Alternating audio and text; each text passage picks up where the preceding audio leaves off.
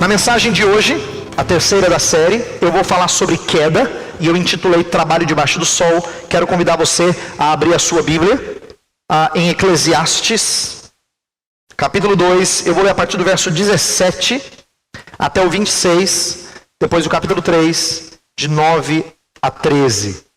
Eu vou ler na nova versão internacional, e no decorrer da mensagem vou fazer referências ao texto na Almeida Revista e Atualizada. Assim a gente aprende com as duas. Diz assim, Eclesiastes 2. Por isso desprezei a vida, pois o trabalho que se faz debaixo do sol pareceu-me muito pesado. Tudo era inútil, era correr atrás do vento.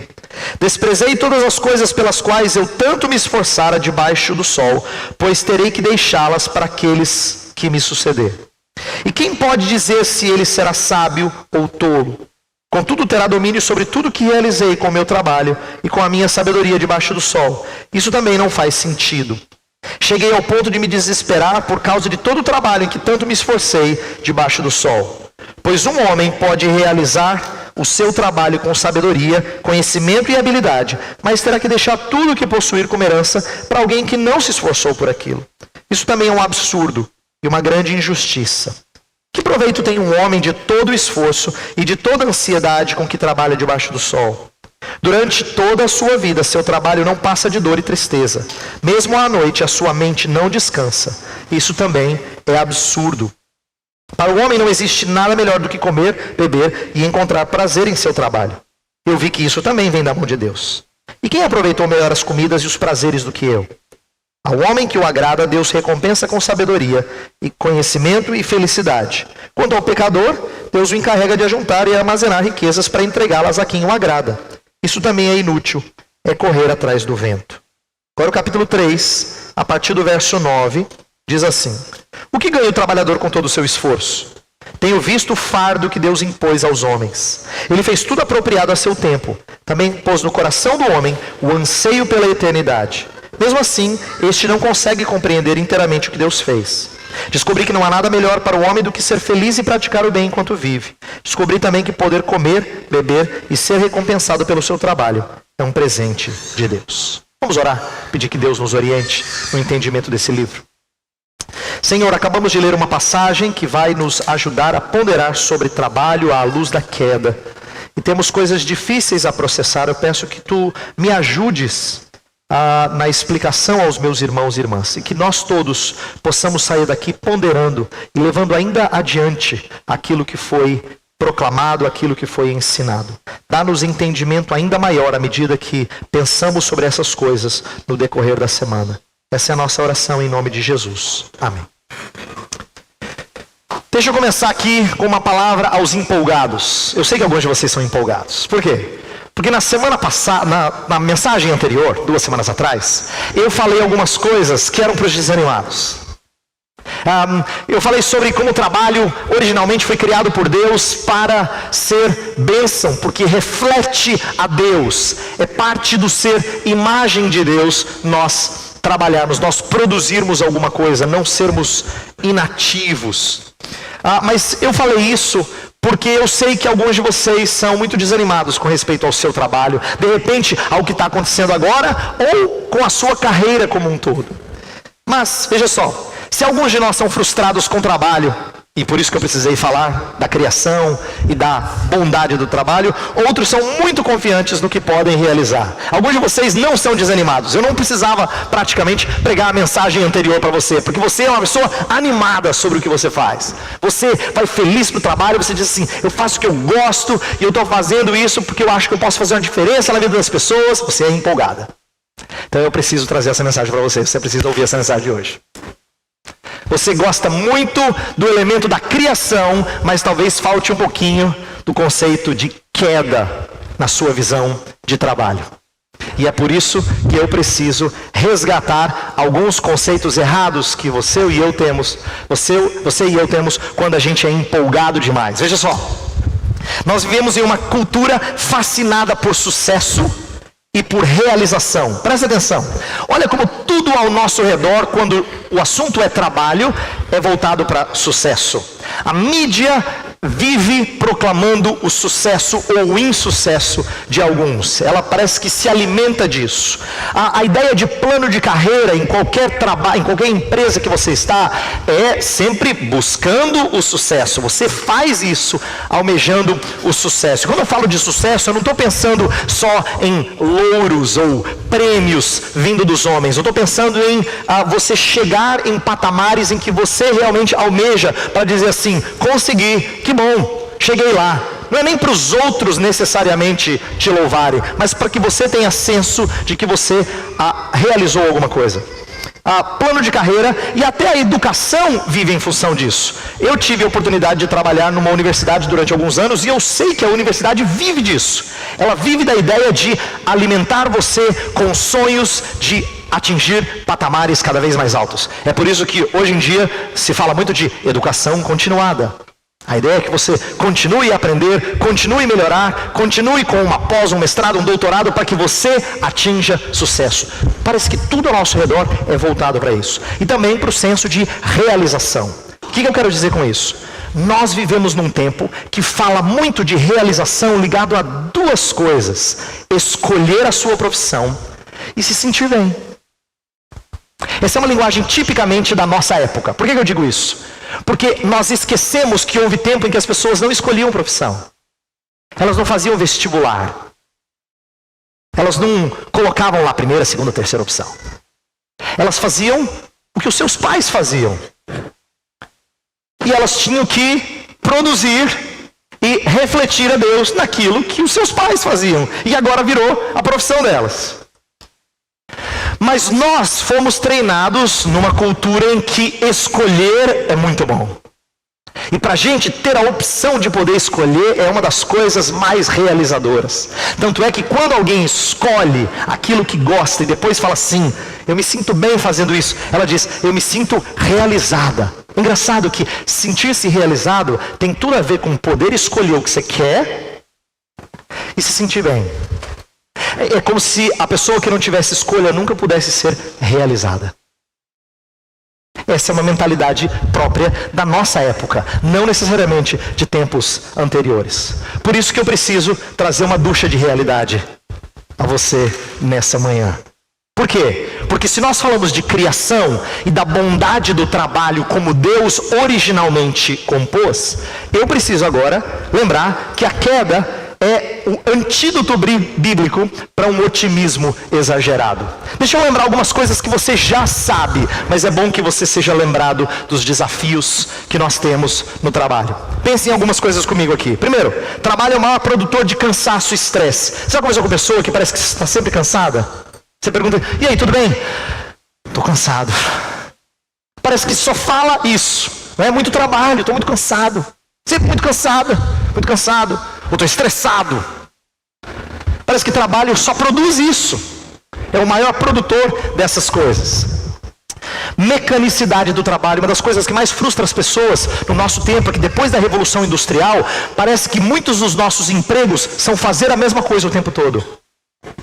Trabalhar na linha de montagem, ou lidar com contabilidade, ou processos, ou qualquer outra coisa que talvez para nós tenha a impressão de que é a mesma coisa sempre.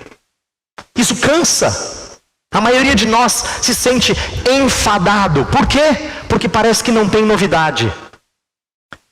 Eu falei desde o período da Revolução Industrial porque você se torna tão específico que você só aperta aquele parafuso. Numa linha de produção você não é capaz de criar coisas diferentes. Você só faz uma coisa. Eu sou bom de apertar aqueles 4 parafusos do carro. Ou coisa do tipo. Isso traz grande enfado na vida de muitas pessoas. Vamos falar sobre um outro problema, que tem a ver com essa ducha de realidade que eu falei. A maioria das pessoas no nosso país, e por que não dizer no mundo, não faz o que gosta. É engraçado como a gente é ensinado e treinado desde novo, e até na escola, a dizer, olha, você tem que fazer uma coisa que você gosta. Mas a maioria não faz o que gosta. Se você fizesse enquete, você ia perceber isso. A maioria não tem o prazer de dizer, eu faço o que gosto e estou satisfeito com o que eu ganho. Não é a verdade. A maioria das pessoas sente que não faz o que gosta. E presta atenção, porque tem um problema aqui. Tem um problema muito grande com a nossa cultura. Nós aprendemos a encontrar o emprego que nós amamos antes de amar o emprego que encontramos. Faz toda a diferença. Nós idealizamos um emprego que nós amamos e a gente quer encontrá-lo, antes do que a gente aprender a amar o emprego que chega até nós. Isso a gente não aprendeu a fazer. Por isso que a maioria de nós se sente frustrado com o que faz. Pense numa outra coisa, na ilusão do plano de carreira. Por que eu chamo de ilusão? Gente, é uma matemática simples, mas é impressionante como a gente não acredita nela, né? Tem 5 supervisionados, 1 supervisor. E eles colocam na sua cabeça que se você continuar firme, você vai ser supervisor. Dos 15, no máximo 1, talvez nenhum ocupe aquela posição de supervisor. Mas você acha que você vai conseguir. O que acontece nas empresas? Na maioria das vezes, só tem mudança de função, você nunca cresce. Porque não dá para crescer todo mundo, a pirâmide vai ficando estreita. Não dá para todo mundo se tornar chefe. Não dá para todo mundo dobrar o salário. Mas você e eu, e as pessoas ao redor, acreditam que plano de carreira é o caminho. Por que eu estou dizendo isso? Eu não estou falando que não existe, eu só estou dizendo que não é a realidade que muitos experimentam. A maioria não consegue experimentar essa subida na carreira. A maioria não experimenta. E por isso o trabalho se torna tão frustrante. Por último, pensa nas injustiças no seu trabalho.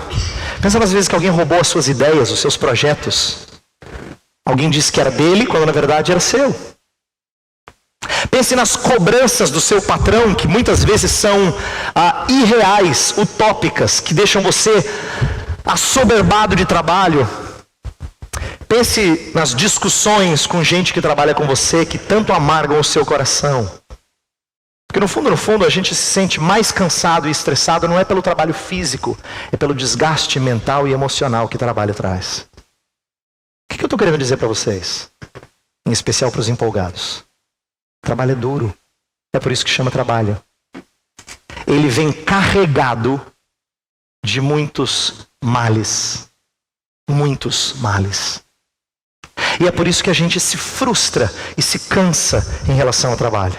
E é por isso que foi importante eu estudar um pouco do livro de Eclesiastes para compartilhar com vocês nessa manhã o que esse livro ensina de precioso. Por quê? Porque Eclesiastes foi escrito por alguém que está ciente da realidade. Ele não é um empolgado como você e eu. Não. Ele sabe como é que é a vida. Ele observou a vida e ele detectou muita coisa amarga na vida. O livro de Eclesiastes, ele é um livro muito difícil. A grande verdade é que ele é chamado por alguns de um livro talvez mais difícil de interpretar de todo o Antigo Testamento. Por quê? Porque pessoas têm interpretações diferentes sobre quem escreveu, sobre com que propósito escreveu. Pra vocês terem uma ideia, dá a impressão de ser Salomão. Muitos autores creem que é Salomão, mas o autor nunca usa a palavra Salomão. Então, há quem defenda que talvez não seja Salomão o autor, mas alguém usando Salomão como uma figura de comparação para as ilustrações que quer trazer. Há pessoas que interpretam o livro como dizendo assim, ó, a vida é ruim mesmo, mas curta um pouquinho o que ela tem de bom. Há outros que dizem, não é isso que traz sentido à vida. Então, é um livro que traz diferentes interpretações, mas uma coisa eu percebi, pelo que eu estudei, que há em comum entre os intérpretes de Eclesiastes. De que a vida debaixo do sol é desligada de qualquer realidade eterna e por isso insatisfatória. O pregador, que é o personagem de Eclesiastes, ele é uma pessoa que fala da vida debaixo do sol, porque significa desligada da realidade eterna. E por isso que ela não satisfaz. Inclusive 2 palavras que são chave, 2 expressões que são chave para você entender Eclesiastes. Ela usa uma palavra hebraica que é revel, que é usada 38 vezes, é muito. Pra você ter uma ideia, 38 vezes num livrinho relativamente pequeno, é muito. Essa palavra é traduzida na NVI, às vezes por inútil, atualizada por vaidade, mas ela tem sentidos diferentes. Alguns autores falam que ela significa vaidade, outros falam vapor, a ideia de algo passageiro, efêmero, ou enigmático, ou sem sentido. E tudo isso mostra a abrangência desse termo, que é o termo-chave de Eclesiastes. A vida, as coisas da vida, a busca por sentido na vida, tudo é vão, tudo é vaidade, Tudo é enigmático, é sem sentido. Você ouve esse homem falar, você fala assim, esse cara está deprê, não é possível. Acho que ele está naquele momento lá embaixo, né? Porque ele conclui isso várias vezes, vaidade das vaidades. Outra expressão é a expressão debaixo do sol, que significa o quê? A parte da revelação de Deus. Debaixo do sol significa o que eu vejo aqui, a minha realidade conforme eu enxergo como ser humano. E a vida debaixo do sol, como a gente vai ver, é uma vida cansativa. Quando o autor de Eclesiastes fala sobre trabalho, ele tem uma duplicidade que confunde a gente. Por exemplo, às vezes ele oscila entre gratidão pelo trabalho e seus frutos e uma visão pessimista do trabalho. Quer ver? Eu vou dar um exemplo, reler o texto que eu li no começo. Por favor, acompanhe do verso 18 até o 20. Eu vou pular, vou do 18 ao 26, mas eu vou pular alguns versos só para você entender. Olha só, verso 18. Vou ler na Almeida atualizada. Também aborreci todo o meu trabalho com que me afadiguei debaixo do sol, visto que o seu ganho eu havia de deixar a quem viesse depois de mim. E quem pode dizer se será sábio ou estulto? Contudo, ele terá domínio sobre todo o ganho das minhas fadigas e sabedoria debaixo do sol. Também isto é vaidade. Verso 23. Porque todos os seus dias são dores e o seu trabalho desgosto. Até de noite não descansa o seu coração. Também isso é vaidade. Ele está amargo aqui. Ele fala, trabalho é ruim. Aí no 24 parece que ele ficou sarado. Não dá para entender esse homem. Nada há melhor para o homem do que comer e beber e fazer que a sua alma goze o bem do seu trabalho. Olha como ele está alegre agora. No entanto, vi também que isto vem da mão de Deus, pois separado deste, quem pode comer ou quem pode alegrar-se? Porque deu sabedoria, conhecimento e prazer ao homem que lhe agrada. Ele está feliz aqui pelos frutos do trabalho. Você fala, não é possível, esse homem deve ser bipolar. Porque no mesmo trecho, ele está triste, de repente ele está alegre com os frutos do seu trabalho. O que está acontecendo na vida desse pregador? E aqui vem o desafio para a gente.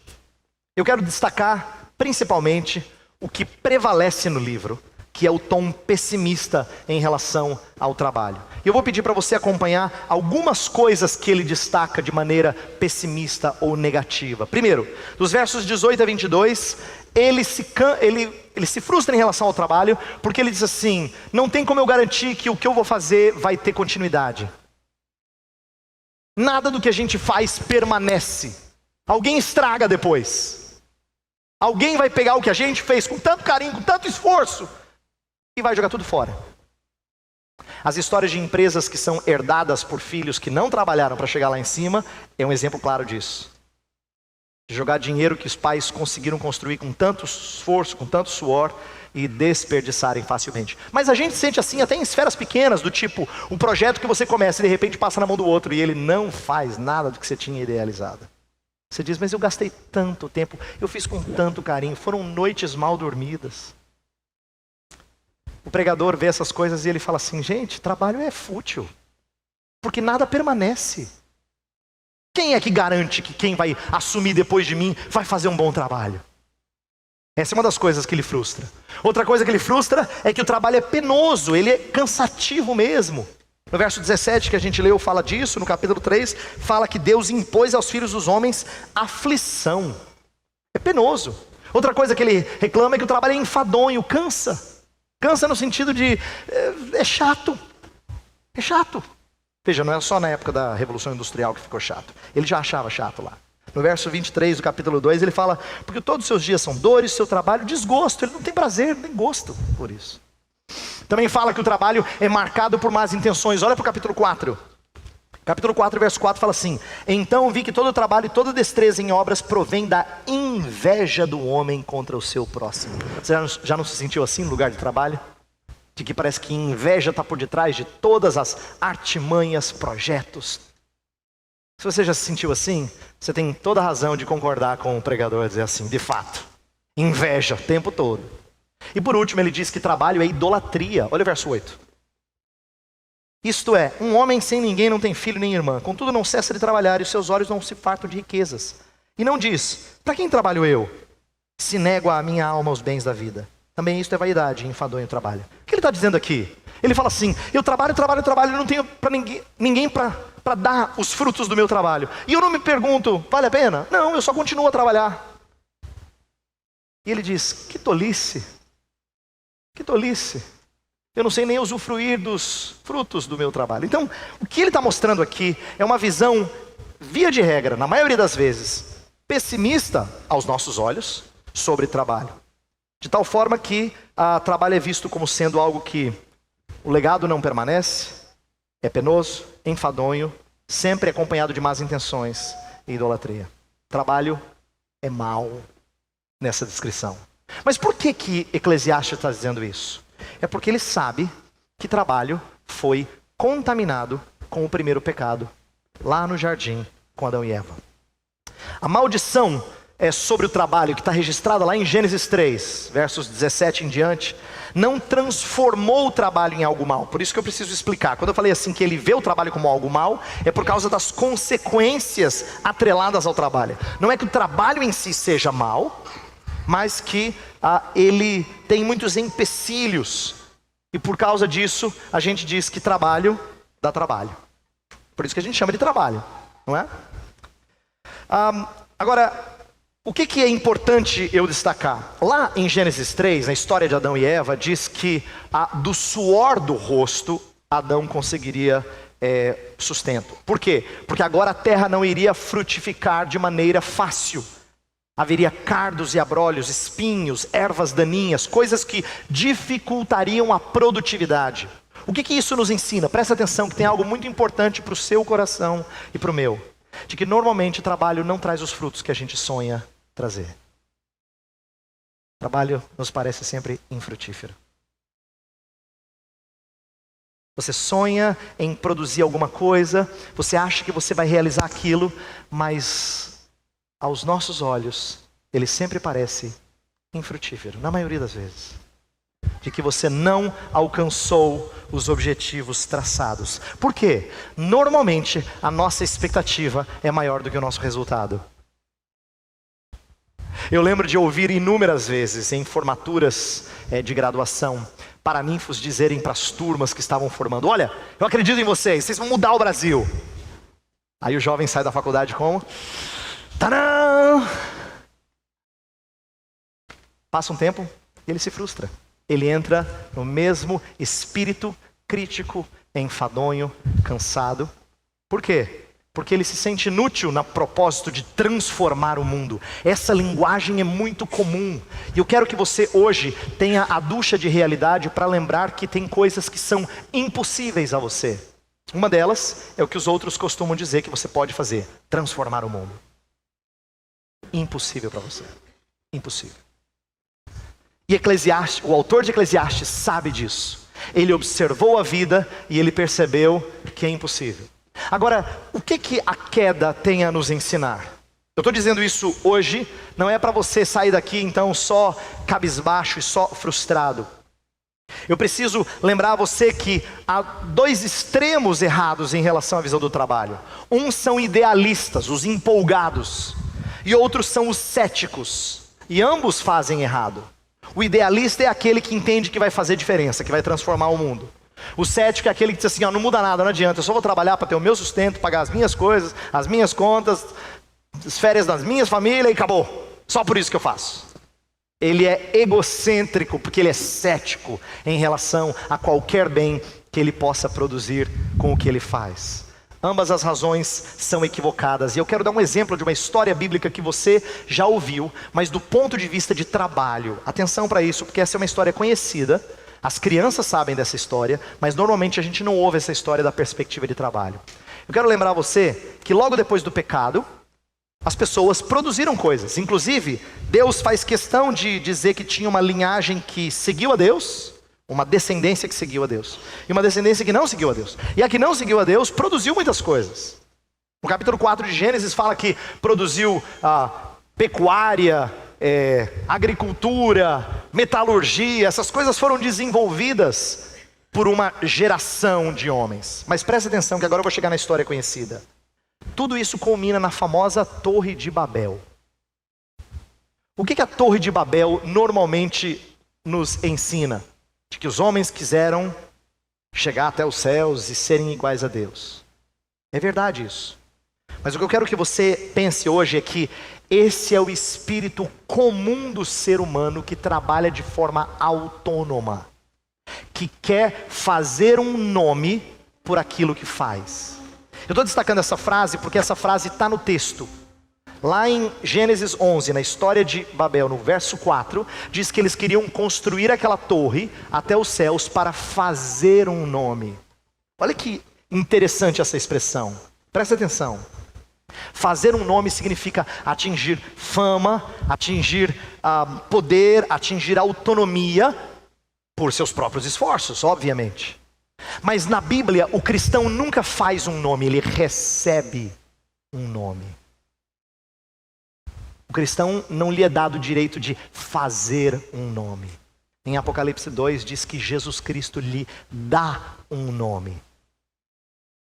Nome, portanto, é aquilo que nós recebemos de Deus, não aquilo que nós conquistamos mediante nossos esforços. A história da Torre de Babel representa os dois anseios que o ser humano tem, que é nato nele. Todo ser humano quer duas coisas: ele quer saber quem ele é, ele quer desenvolver a sua identidade, e ele quer ter relacionamentos.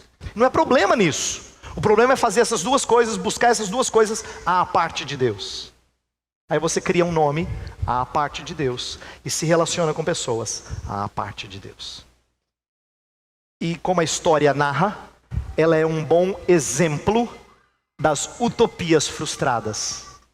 Quando você estuda na universidade um monte de projetos de mudança política, de mudança jurídica e de principalmente projetos já testados na história, todos comprovam a mesma coisa. Projetos humanos são falhos e fracassam. Por quê? Porque são um retrato das utopias humanas de busca de identidade e relacionamento à parte de Deus.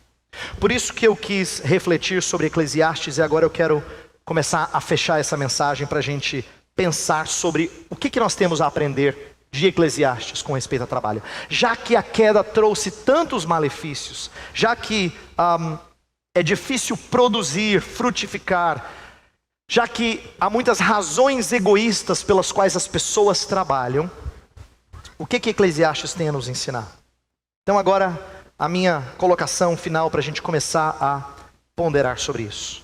Primeiro, quando o autor de Eclesiastes, quando o pregador diz assim: não tem nada melhor do que curtir os prazeres, os frutos do trabalho, ele não está dizendo uma inverdade. É bom quando a gente tem os frutos do trabalho. E é bom, é melhor ainda, reconhecer que elas não vêm como fruto da nossa força, mas vêm de Deus.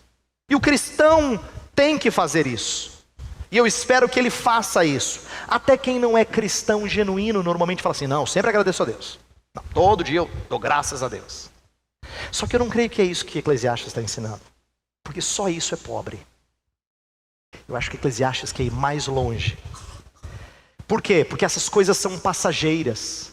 Quando ele fala dessas coisas, ele sempre dá um tom de ironia ou de que alguma coisa não vai bem. Por exemplo, no versículo 26, que ele está falando lá alegre, 2:26, ele termina dizendo assim: também isto é vaidade e correr atrás do vento. Quando ele fala de comer dos frutos do trabalho, você fala, ele está alegre, mas ele fala, não, também isso é vaidade.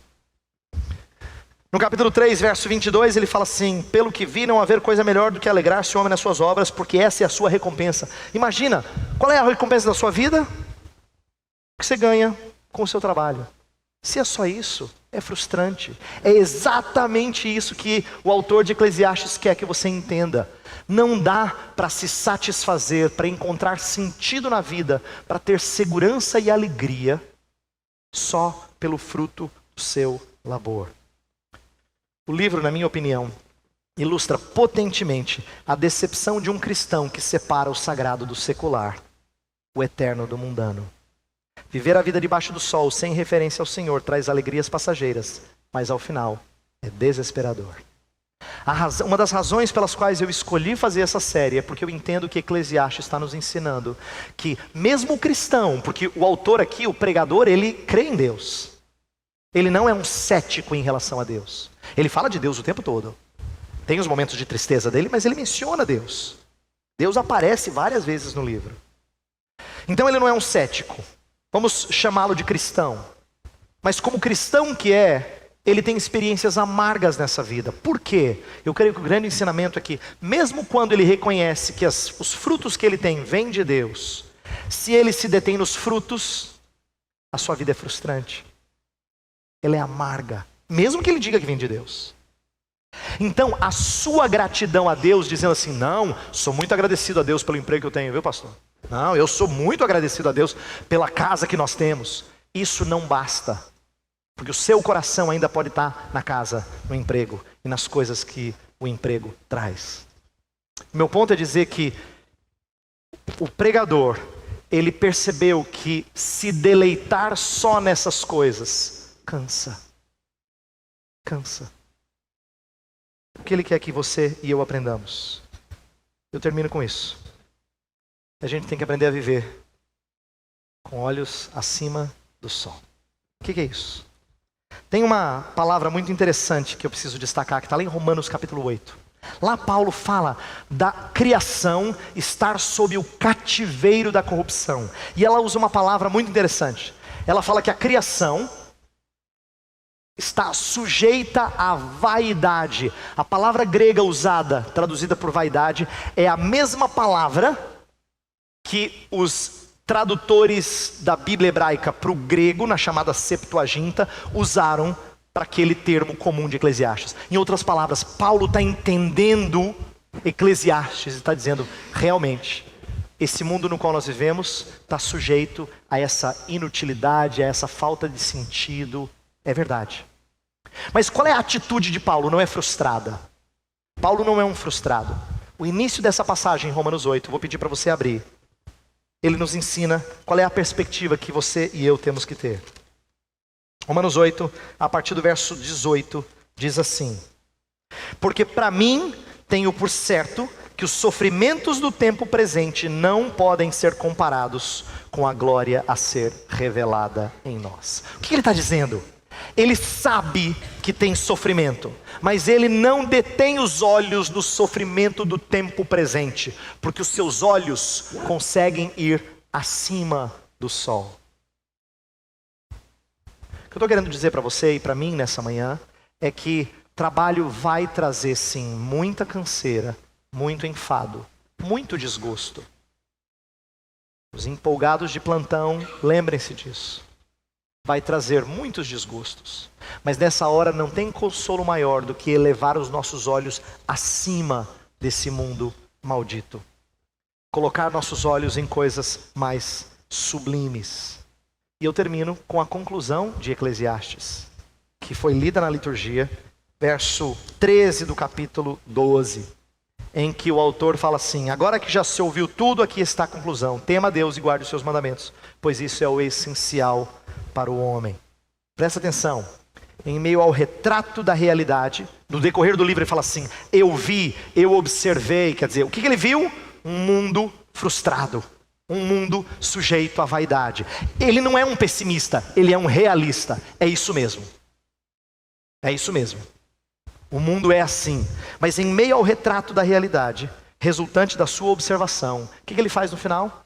Ele nos convoca a responder à revelação com o temor de Deus. Quando ele fala, tema a Deus e guarde os seus mandamentos, ele está dizendo assim, ó, veja aquilo que olhos não veem. Olha para uma realidade com uma ótica que você não enxerga com esses olhos. Aprenda a olhar para a vida a partir de uma outra ótica. Quando ele fala, teme a Deus e guarde os seus mandamentos, ele quer a sua resposta, a minha resposta, à revelação de Deus. A razão da gente pregar esse livro domingo após domingo é porque ele dá uma visão diferente do mundo do que esse olho me dá. Quando eu olho com esses olhos, eu tenho as mesmas conclusões do pregador. Frustrante, amarga, inútil, efêmera. Mas quando eu volto os meus olhos para essa revelação, é como se os meus olhos subissem acima do sol. Eu tivesse outra ótica da vida. Muito mais esperançosa, muito mais animada, muito mais acalentadora. Isso é sabedoria na Bíblia. Lembra? O princípio da sabedoria o temor do Senhor. Por isso que Eclesiastes termina dizendo: teme a Deus.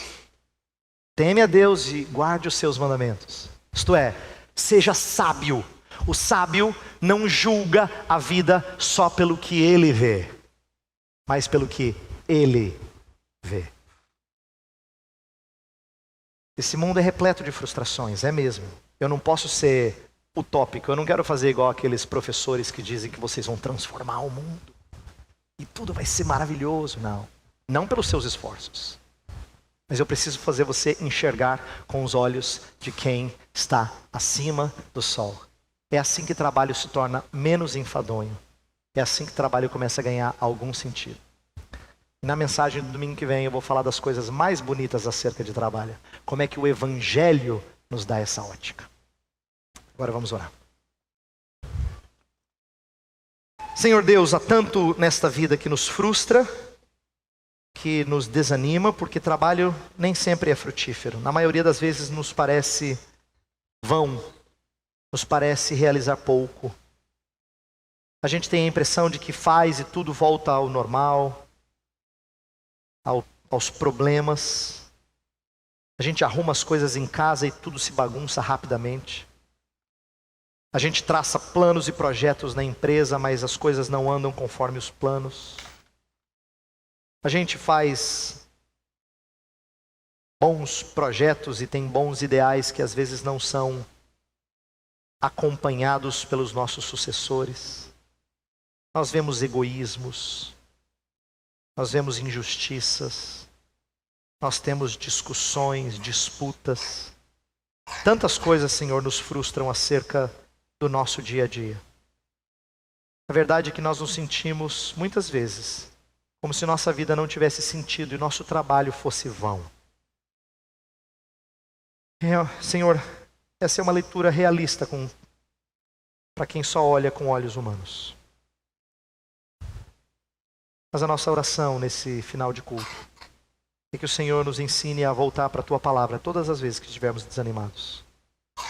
Todas as vezes que estivermos frustrados, que o Senhor nos faça voltar para a Tua Palavra, para que tenhamos ótica vinda dela, cosmovisão moldada por ela. Ajuda-nos, Senhor, pois nós todos sofremos com os males da queda. Faz-nos então ter esperança pautada pela Tua Palavra. Abençoa os que estão abatidos, aqueles que têm se sentido frustrados, aqueles que têm se sentido desanimados. Concede a eles ânimo nessa manhã, não trazendo uma visão irreal das coisas, mas esperança no Senhor. Que o Senhor seja a força, o esteio, o pilar no qual pisam. Essa é a nossa oração em nome de Jesus. Amém.